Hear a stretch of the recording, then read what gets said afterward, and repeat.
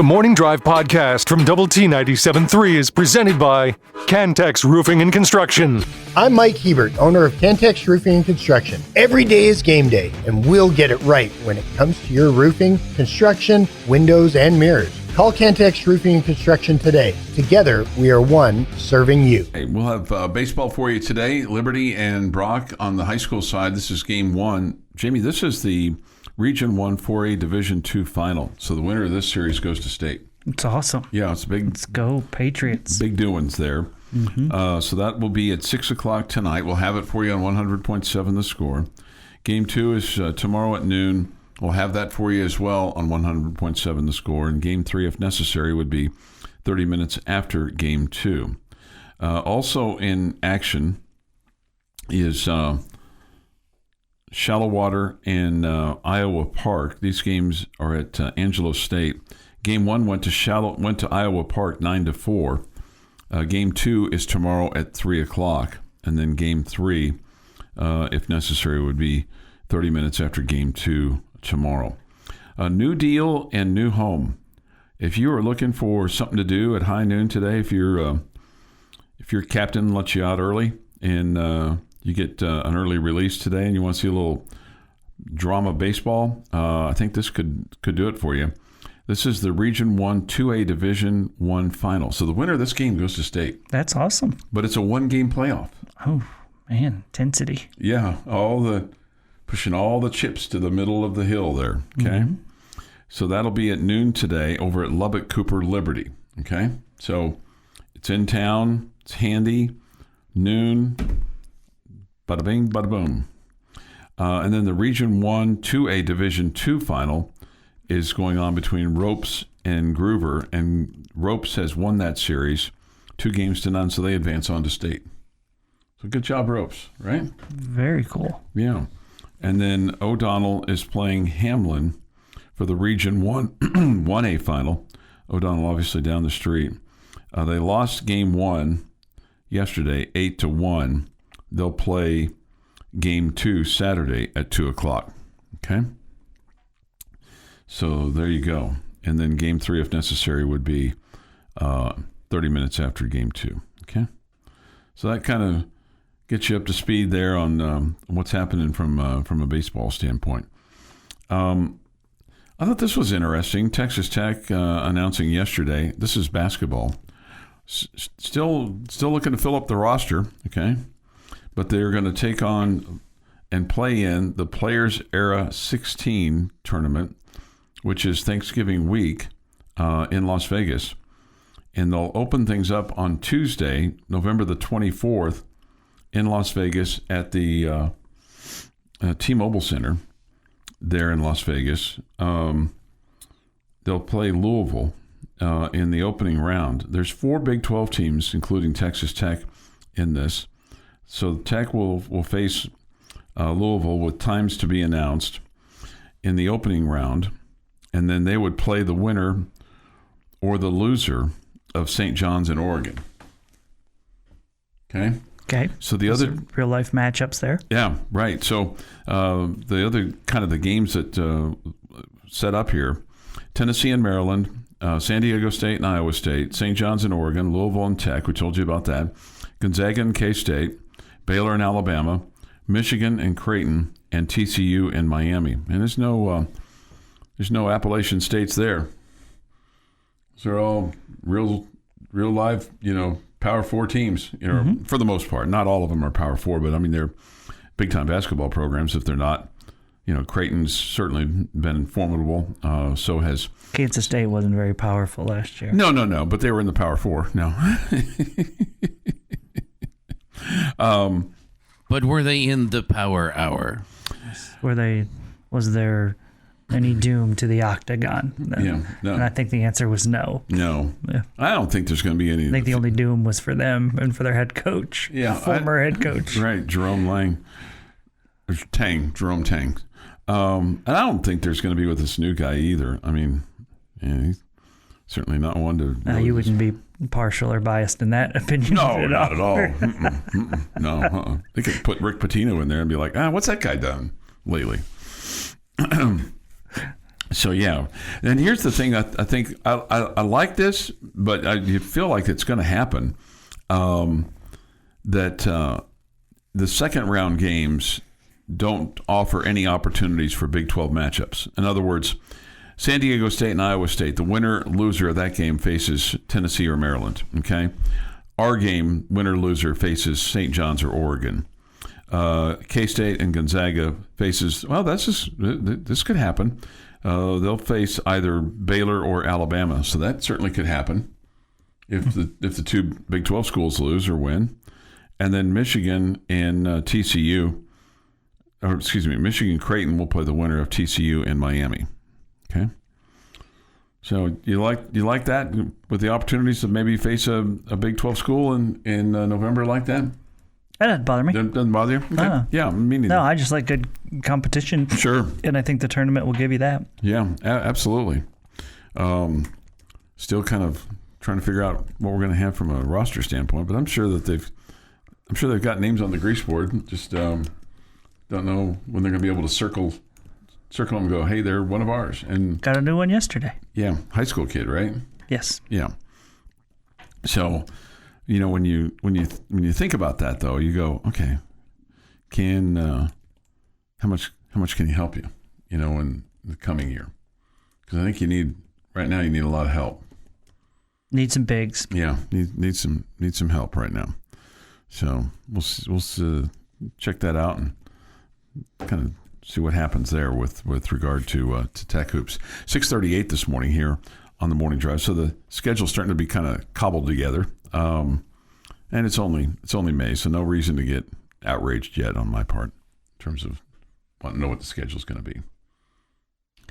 Yeah, I would hold off on your outrage. Yeah, no, like I said, there's no reason to be outraged yet, or demanding anything or like anything along those lines. I'm curious, of course. Well, I think everybody's curious. Yeah, I'm always curious. There's a patience factor that goes in here that maybe is a bit of a struggle area for Mr. Heinz. Yeah, no, that gene, I never got it. Yeah. The patience gene. I mean, we could probably all use a little patience, but I probably could use more than others. 6:40 this morning on the Morning Drive. This day in sports history is next. Reminder, Astros and Cubs today from Wrigley Field. It's a good old-fashioned day game today at 1060 West Addison. We'll have it for you at 12:50 today. 1:20 or so first pitch from Wrigley Field there in Chicago as the Astros are trying to turn things around this weekend against the Cubs. This is the Morning Drive Podcast from Double T 97.3, presented by Cantex Roofing and Construction. Morning Drive, time for this day in sports history. Today is Friday, May the 22nd, 2026. With this day in sports history, here is Jeff McGuire. 1930 is where we will kick things off. Yankees future Baseball Hall of Famer first baseman Lou Gehrig becomes the first to hit 3 homers 3 times as the Yankees outscore the Philadelphia A's 20-13. Teams combined for a then record 10 round trippers.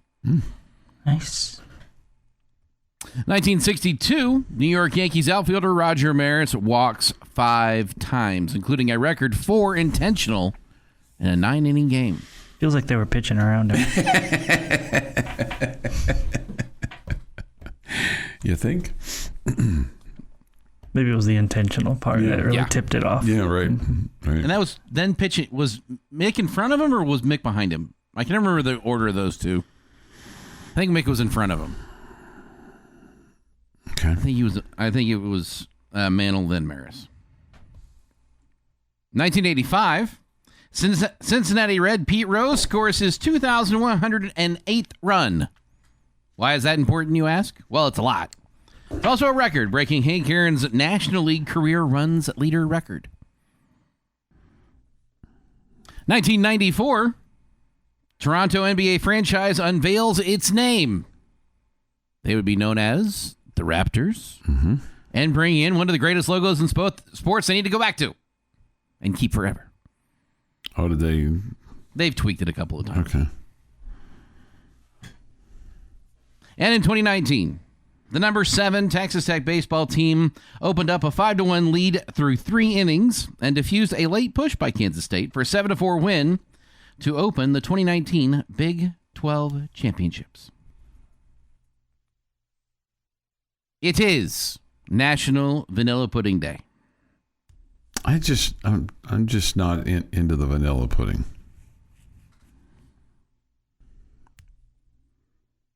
It's just not my cup of tea. I like vanilla ice cream, but usually I like something on it.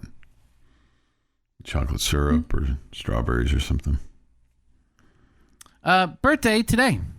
So Harrell in the shotgun from the 28 to throw. Goes to the right side for Crabtree. It's caught. He breaks. Oh, he scores! Touchdown, Red Raiders! Unbelievable! Touchdown, Red Raiders! Touchdown, Red Raiders! Michael Crabtree has done it. Michael Crabtree makes the catch at the 5, breaks the tackle and scores. There's still 1 second on the clock, but Texas Tech, unbelievable, Michael Crabtree. Oh my gosh, can you believe that? We've been saying all second half, Crabtree's been quiet. Crabtree's been quiet. Oh, they've thrown a flag. 28-yard touchdown. There's going to be a lot of flags Well, they're thrown before dropping this is the all done. goalposts to make sure they aren't pulled down by the students. Wow. 5 people associated with that clip. Right. Whose birthday is it? Right. You got Harrell, you got Crabtree, you got Sonny Cumbie, you got John Harris, and you got Brian Jensen. I'm going to guess it's Sonny Cumbie. That was going to be my guess, too. Happy birthday, Graham Harrell, turning 41 today. Okay. The guy that started the clip. Okay. Sunday, another big-time birthday coming up. Marcus Coleman is 52 on Sunday. One of my favorites. He was in school then about the time you were in school, right? No, hence why he's one of Jamie's favorites. Well, I mean, it could be. Jamie's got a lot. I don't really can say you got a lot of favorites, but you got. No, I do. Yeah, you got some favorites, yeah. Novak Djokovic is 39. Julian Edelman is 40. And the guy who has the name because he had the surgery, Tommy John, turning 83 today. Wow. I don't know if he gets any residuals from all these, No, but the doctor should. Broadcasters. Yeah, well, they're there for a while. I mean, you'd go to see Dr. Frank Jobe if a pitcher was going to go see Dr. Frank Jobe, who was the original guy that did the surgery on Tommy John, then you knew there was a problem. And then it became Dr. James Andrews in Birmingham, Alabama. If you're going to go Dr. Andrews, and I'm not sure who it is today, but because I think a lot of guys are experts in doing Tommy John surgery because they realized it was a pretty good cottage industry. And on this day in 1843, thousands of pioneers head west on the Oregon Trail. Most deaths were, in my experience anyway, caused by dysentery, but that's for another Oregon Trail. And that is this day in sports history. This day in sports history. Do you feel like that that's something you would have wanted to do? Be on a wagon train going on the Oregon Trail? It sounds like there would be some fun in that. There would also sound like there'd be lots of struggles. Yeah. Lots of snake bites and a lot of people didn't make it. Attacks by the Native Americans and battles with criminals that were out there and all that good stuff. Forging rivers and all that kind of stuff. Weather. I mean, a lot that could ruin it. Black and green screens. I just finished watching the series 1883, which is like the precursor to Yellowstone, and that's the whole movie or the whole show is about. It's really good. People on the Oregon Trail and stuff like that. They were trying to get there, yeah. Trying to get there. Conestoga wagon, the whole deal. 6:51 this morning here on the Morning Drive. Take your thoughts and comments on the Yates Flooring Center chat line. We get this. Black helicopters, and there's a little helicopter on the chat line too, but it's red. But Ken Curry retired, so he's not looking for re-election. He's the judge that's going to hear the Brendan Sorsby case. Perfect guy to set a new precedent on NCAA sports gambling. Also, he's from Tarrant County, and then tied the knot between what prominent tech booster resides in Tarrant County. LOL. That from South Texas Ambassador Preston. Okay. I don't know which one you're referring to, but okay. Then we get this. I think Judge Hayes did the right thing in recusing himself. It was a lose-lose proposition for him. I agree with that. However, we install these judges on basis of integrity. I believe in our system and don't think it hinges on school colors, wealthy/powerful alums, etc. Yeah, there's something to be said for that as well. That, hey, we elected you to do this job, so do it. But it's still feel like a lose-lose deal. You know, if you're sitting in the county where the school is. I don't care if it's Lubbock County or Alabama or I'm not questioning him at all if he has, a loyalty and sure. Obviously favors Texas Tech. I think that he has the right to say, I agree. Yeah.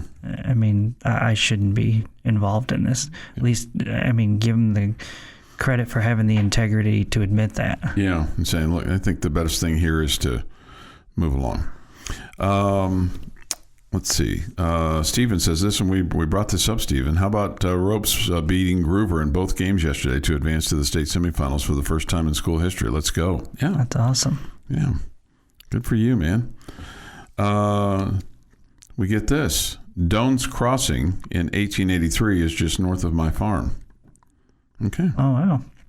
Okay. That's cool. Yeah. Yeah. Let's see. I know injuries can happen to anyone, but there are literally kid coaches that take the approach of might as well blow it out and have the surgery before high school. Wow. In terms of Tommy John. This Cody Campbell resides in Tarrant County. I'd be willing to bet he has contributed to past campaigns for Curry. Well, hopefully we can just make a decision based on what we think is right. And then the judge will... Because it's not going away on June the 1st or whatever date that they get this thing settled. I mean, they're going to have a hearing, and then the judge is going to take it into chambers or whatever and study the law and all that kind of stuff, and then issue a ruling. But that won't be the final. That won't be the final deal. I wouldn't think. But we'll find out. Don't know. Yeah, we will find out. This is the Morning Drive Podcast from Double T 97.3, presented by Cantex Roofing and Construction. Here's all red. His fans standing up in front of us, so we've got to stand up here with 2 outs. The first pitch swung on, hit into left, going back. This game is tied. Going all red. You can't touch them all. It's an 8-run bottom of the lines, and we're tied at 8. Oh my goodness. Oh my! In the words of the late Dick Enberg, unbelievable!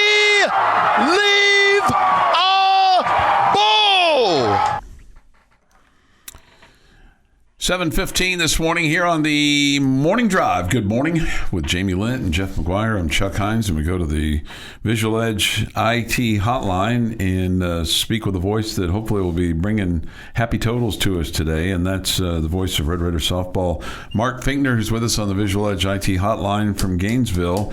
All right, Fink, what's your take on this series between Tech and Florida in the Super Regional?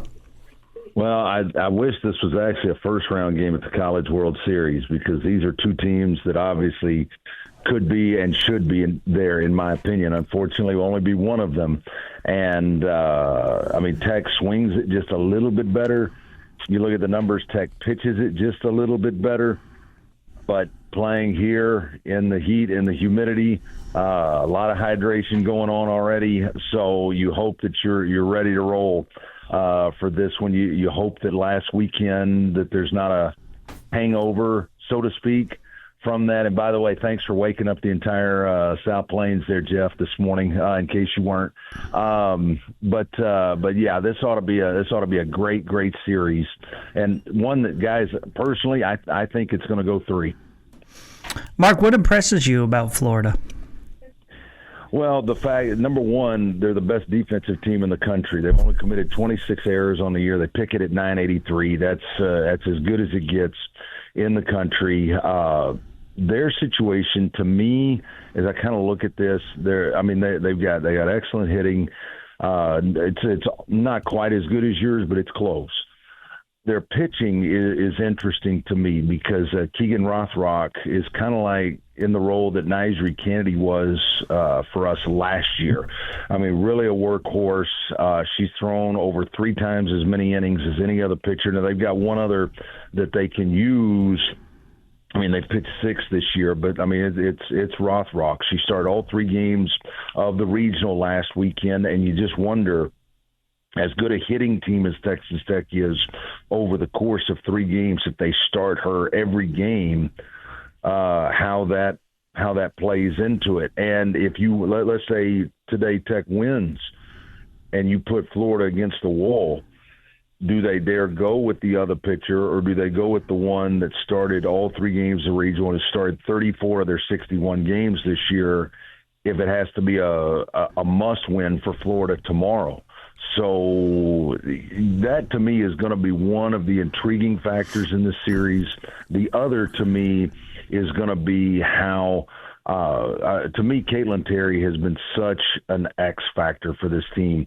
And the fact that, in my opinion, she should be the two-way player of the year in college softball with what she has done both in the circle and at the plate. To me, a player like that could ultimately be the difference in this series. But, I mean, this is going to be tremendous. I mean, everybody that follows softball feels like that this is the premier super regional of the 8th this weekend. Visiting with Mark Finkner. He's going to have the broadcast for us today on 92.3 The Hub at 9:30 this morning with a 10 o'clock first pitch our time. It'll be an hour later there. You spoke about the heat and the humidity. How does that affect the flight of the ball, Mark?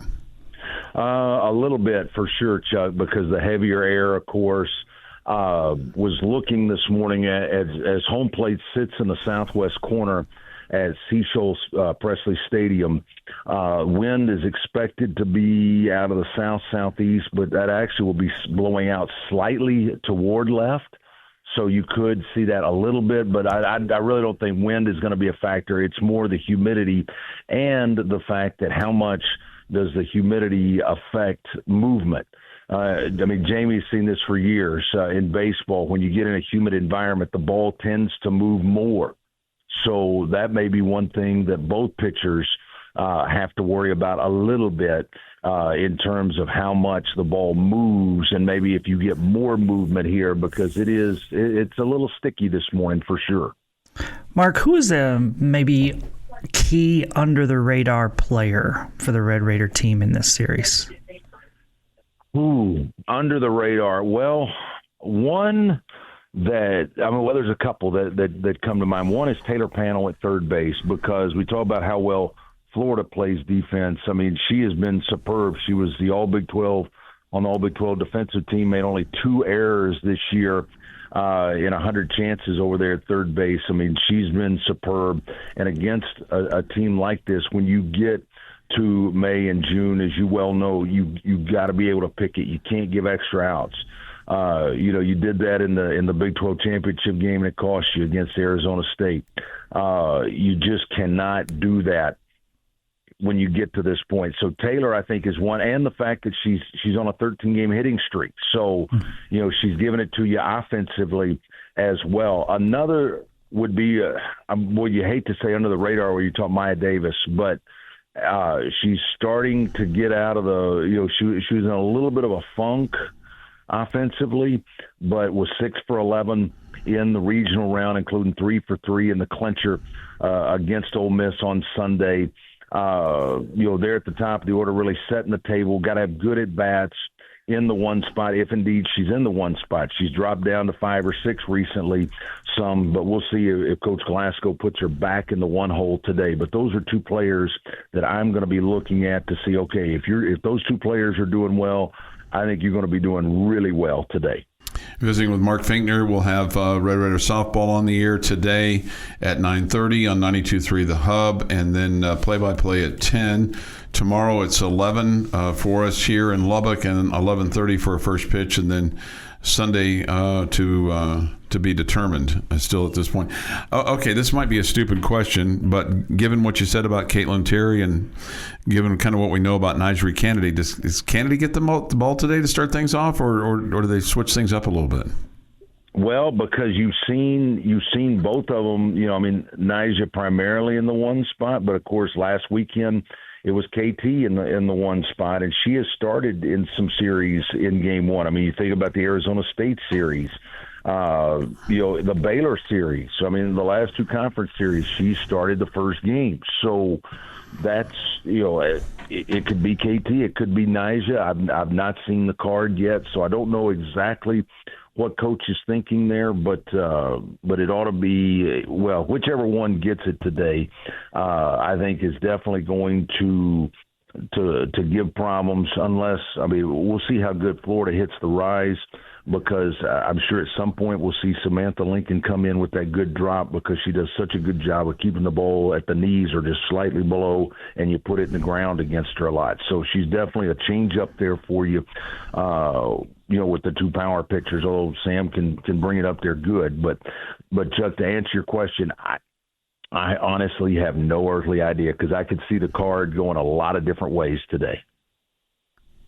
All right. Well, we'll look forward to your broadcast today. Try to keep the decibels down just a skosh, and we'll look for your excitement, because if you're excited, then good things are happening, right? 100%, yes, sir. All right. Well, get to the yard and go get them, and we'll see what happens with this Red Raider softball team as they take on Florida today for the right to go to the Women's College World Series of Softball next week. It's 9:30 this morning on 92.3 The Hub, 10 o'clock play-by-play with Mark there from Gainesville, Florida. So thanks to Mark for joining us today on the Visual Edge IT hotline.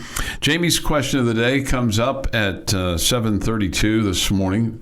Reminder, we'll also have Liberty Baseball on the air for you tonight as they take on Brock. That game will be on 100.7 The Score. It's game one of the final, with the winners going on to the state tournament. That game comes to us from Abilene. And again, that's at 6 o'clock for Liberty versus Brock today. Game one. Game two will be tomorrow at noon. We'll also have that for you on 100.7 The Scores. The Morning Drive podcast from Double T 97.3 is presented by Cantex Roofing and Construction. Jamie's question of the day on Double T 97.3 is brought to you by Connecticut of West Texas. All right, guys. Today, my question is spurred on by the comments that Chuck brought up earlier from Steve Sarkisian of the Texas Longhorns. And that could factor into this. This could not factor into this. Okay. I'm going to tell you that you are in the college football playoff, and you are going to win 3 games to win a national championship. Wow. Who are the 3 teams you want to go through?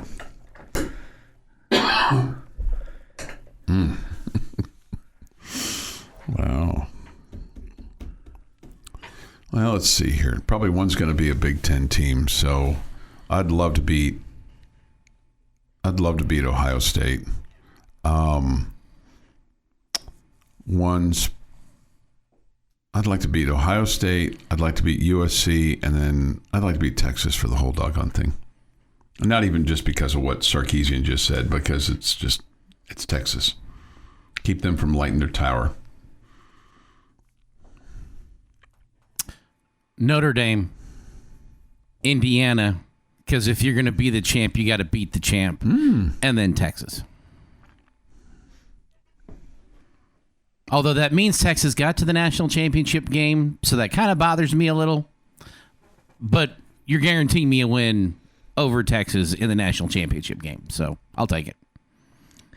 Another one of those sports terms that I think makes no sense that sports fans use over and over again. To be the champ, you got to beat the champ. What if the champ loses to somebody else? Well, then in the round before them, you have to beat them. Well, that's not the champ. And you're not beating the champ, because the champ's not. That team is different than the previous year. It's not the NFL. If we won the national championship, wouldn't we spend the whole next year saying the defending national champions? Absolutely.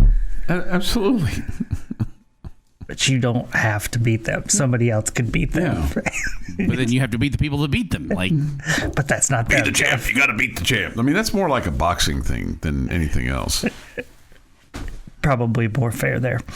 I've got some similar ones to you guys, but the thing that Jeff just kind of touched on there, I don't want, like, for example, this, TCU is probably the team I dislike the most, or Oklahoma State. I don't want to beat them there because I don't want them to get there. Sure. And I also know that during that stretch, I would be so worried that we would lose to them that, I wouldn't.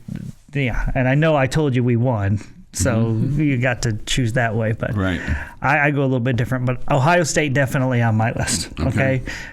Because of their history and tradition and the national respect it would give you. Same exact thing, Alabama, okay? History, tradition, people, when they think great college football, they think Alabama. You beat them, I think, man, more respect, okay? Blue blood, sure. Yeah. No question. And same thing, Notre Dame. Okay, none of those schools I really despise. I really don't like Ohio State, I guess, but I don't hate Alabama. I don't hate Notre Dame, whatever. But I just think who they are and what they mean in college football, it would boost you up. At the same time, I'm not running the risk of the Horned Frogs or the Longhorns winning the national championship and also being in it. I don't want them to be there. If we're getting into the play, I love the fact that we got into the playoff last year and Texas wasn't. Okay. And you can see it bothers them. Steve Sarkisian. Especially. Yeah, he showed that it bothered him. No question. That we were there and he was not. Probably bothered him that A&M was there and they were not also. I would think so, right? And you would think all of his people, okay, that, his bosses and all the above and his donors and all that were furious with him about it. And that's why he's upset about it. Yeah. So I don't want them or the Aggies or the Horned Frogs making it. I don't want to beat them in that situation. Probably the narrative around Austin is how can Texas Tech be in the college football playoff and not us? Yeah, that's exactly right. And remember the wide receiver from Auburn that we talked about, who the Red Raiders really wanted, and I thought he was narrowed it down between the two, and I thought no way Texas is going to allow this kid to choose Texas Tech because we offered more money. Texas is going to offer him anything in the world to keep him because of the visual. It looked like that here it is, Texas Tech made the playoff, you didn't, and now they're winning recruits over you one-on-one. They're beating recruits or beating you for recruits. There was no way Texas was going to let that happen because of how it would have looked. Yeah. Okay, some comments from the Yates Flooring Center chat line here. We get this, Texas, Oregon, and Georgia. All right. We get Texas first round, Georgia second, Notre Dame for the championship, much like what Jamie just said. We get Texas, Michigan, and then LSU. All right. There's some Lane Kiffin hate there. I'm with you on Ohio State. I just don't care for their coach for whatever reason. I just don't like Ryan Day. I don't know. He seems to be an angry person. I don't have issue with Day, really. It's their fan base. Yeah, there's that too. Agree with Jeff. I'd rather play Texas, Notre Dame, Indiana. Also agree with Jamie. The current champ very often doesn't beat the reigning champ. I believe the saying is to be the man, you got to beat the man.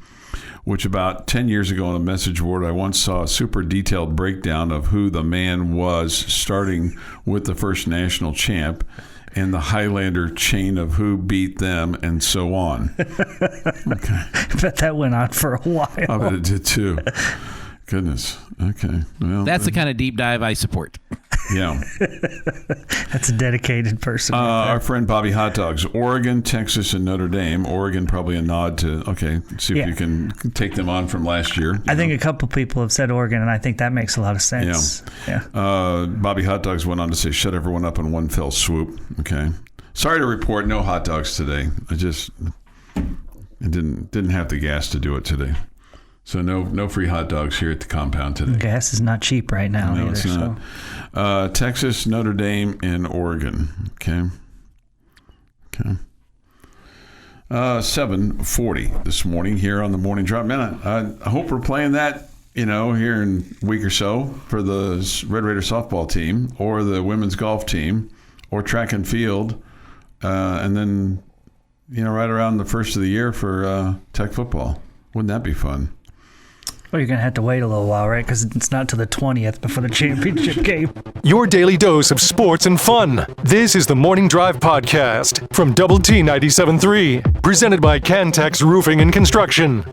Jamie Lent, Jeff McGuire, and Chuck Heinz. It's great to have you with us today on the Morning Drive. Hopefully you've got big doings planned. Maybe not. Maybe small doings this weekend. So just relax and kick your heels up a little bit and kind of get refreshed and back at it on Tuesday morning. Maybe you've already said, hey, to heck with it. I'm taking today off. Have a little 4-day weekend. Oh, that'd be nice. Yeah, wouldn't it? Yeah. Let's see. Softball today, Red Raiders and the Florida Gators, 9:30 this morning on 92.3 The Hub. Somebody asked if we have a mobile app for that. We do. You can go to the Play Store on your device, whether it's iPhone or Android, and download it. And you can listen along wherever you are. So if you're heading to the beach, or if you're working at your desk or cubicle, or heading down to the oil field to work, or out in the cotton fields, doing some sand fighting. I think that's the proper term, Jamie. Sand fighting. Sand fighting, yeah, kind of. What does it mean to sand fight? Well, I think that's about the dirt and spreading it around and getting it away from the. I don't know. I've just heard people talking about, I got to go sand fighting. I got to fight the sand. Spreading around of dirt? Well, I mean, it gets into, I don't know. There's sand fighting can refer to several distinct concepts depending on the context. Okay. That's me every time I go to the beach. I'll say that much. Agriculture, soil management. Processing it, keeping it ready for more crops, etc. Historical and self-defense tactics. In martial arts, throwing sand often refers to as pocket sand is a historical, albeit highly unconventional self-defense device. Environmental duties is another one. On a macro level, sand fighting or sand wars describe the intense global and local disputes over the mining and ownership of sand. Okay. I'm waiting for one of these that applies to us. Pop culture and gaming. This could be interesting. The term is also playfully referenced in gaming culture. Never heard of it before. For example, of titles like Minecraft and playing frequently of fight gravity-bound sand blocks by using torches or other fast-clearing methods to clear out massive. Somebody says it's to keep the sand from blowing, guys. I'm guessing that's in the agriculture part. Yeah, yeah. This from the Yates Flooring Center chat line. This probably is a good way to call us. Stop, you non-hayseeds. Stop. Non-hayseeds. Resident Aggie says most are primarily planting right now. Okay. Somebody else. It's planting time, Chuck. Chuck, it's planting time. I think my 18-year-old would say, "Can you not? Can you not? Right? Can you not? Can you not?" Right. I'm just saying, every time I go to the beach, I feel like for at least, I don't know, about a week later, I still find sand places. And that to me feels like sand fighting. I am constantly frustrated by that. Let's see here. Shoes, shorts, body parts, in between my toes. I mean, it just never goes away. Somebody wants to know the name of the app that's carrying the softball games. It's 92.3 The Hub, the 92.3 The Hub mobile app. Okay, nice and simple there. Blowing sand kills small cotton plants. Okay, when it rains, the dirt gets slicked off. Anytime it rains, the wind blows. You need rain to fight sand, Chuck. Okay. All right. That That's makes helpful sense. information, yeah. That makes sense. Yeah, right. Yeah. Even us non-farmers can figure that out, right? Non-hayseeds. Non-hayseeds. Okay. Yeah. It's to keep the sand from blowing. Yeah, right. Okay, gotcha. After a big rain, especially the silt or the sand will rise to the top of the dirt. Oh, okay. And that's what causes big dirt. No storms after rain, so they go out and plow the field to put that sand back down in the soil. Okay. Man, got a lot of. I mean, it makes sense. We have a lot of farmers around here. Yes. We have a lot of farmers around. The three of us are clearly not one of them. It makes sense, right? Because we're in the world's biggest, largest cotton patch. Largest cotton patch, right? I'm not a farmer, but have a couple of close friends that do. My understanding is it's turning over the topsoil after a rain, cause sand will rise to the top of dirt and pack down. Okay. There we go. That's our agricultural moment for the day. It's brought to you by the Morning Drive. Okay. Moment. No, I think this one was brought to you by the chat line. Yeah. Oh, they brought the learning. We brought confusion. Which is kind of what we do. Yeah. Because we're randomly delicious. That way. We's a strong word. Yeah. It's a strong word. Okay. Did you have fun at the Business Expo yesterday, Jamie? I didn't have a bad time. I wasn't there for very long. Okay. I mean, it wasn't going on when I was there. Okay. It was fine. I'm not going to call it the highlight of my week, but, okay. Saw lots of cool stuff and lots of nice people. And what was, if you looked at your week, what was the highlight of your week? Was it going to the Diamondbacks game this week? So far. I mean, you got big things coming up this weekend. He got to spend some quality time with his daughter yesterday. I did. I taught the daughter how to mow the lawn yesterday. Really? Mm-hmm. Which one? The oldest or the youngest? Even taught her how to blow grass into the street, Oh, too. my God. Sure you did. I'm sure you did. No, I did not wish for no rain again. Okay. Yeah. And Clay reminds, and Clay, I was going to do this, but Memorial Day is not just a 3-day weekend. Remember the fall, and absolutely, Clay. There's no question about it. So is she going to try to make some extra money mowing yards, or is it just to mow your yard? No, I feel like it's important for daughters to be able to mow their lawns and take care of things and do simple things around the house. I mean, I don't know that we would ask her to, fix a plumbing leak or anything, but I think it's important that she knows how to use normal tools and a lawnmower and a weed eater and a blower and all that. She's a strong and independent woman, Chuck. She don't need no man. We want her to be, yes. Yeah, absolutely. How about a broom and a dustpan to Wow, that was sexist. No. Let me finish. Let me finish. Let me finish to sweep up your grass clippings. How about you use the blower to blow it into your grass like we did? I just don't like that hanging grass around my grass. I'm so sorry. It's good for your lawn. Get your farm report every morning on Double T 97.3. You don't get to make decisions on what we do at my house. No, I know that. Very few houses. This has been the Morning Drive Podcast, presented by Cantex Roofing and Construction. Check out our library of Double T 97.3 podcasts at doublet97.3.com.